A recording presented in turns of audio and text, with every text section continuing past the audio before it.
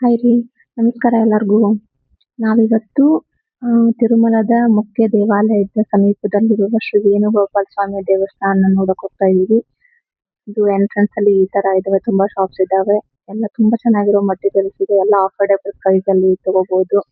ಬೇರೆ ಕಡೆ ಕಂಪೇರ್ ಮಾಡಿದ್ರೆ ಇಲ್ಲಿ ತುಂಬಾ ಅಫೋರ್ಡಬಲ್ ಪ್ರೈಸ್ ಇತ್ತು ಎಲ್ಲ ಮಟೀರಿಯಲ್. ಮತ್ತೆ ಇಲ್ಲಿ ಟಿಕೆಟ್ ಕೌಂಟರ್ ಇದೆ. ಒಬ್ಬರಿಗೆ 5 ರೂಪೀಸ್ ತಗೋತಾರೆ ಎಂಟ್ರಿಗೆ.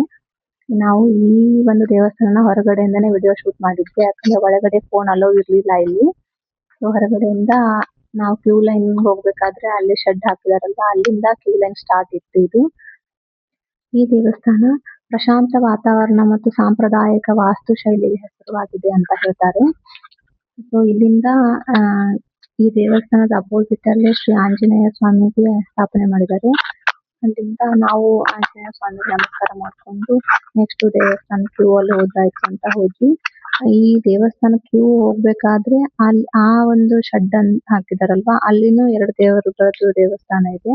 ಅದು ಯಾವ ದೇವಸ್ಥಾನ ಯಾವ ದೇವರು ಅಂತ ನಂಗೆ ಗೊತ್ತಾಗ್ಲಿಲ್ಲ.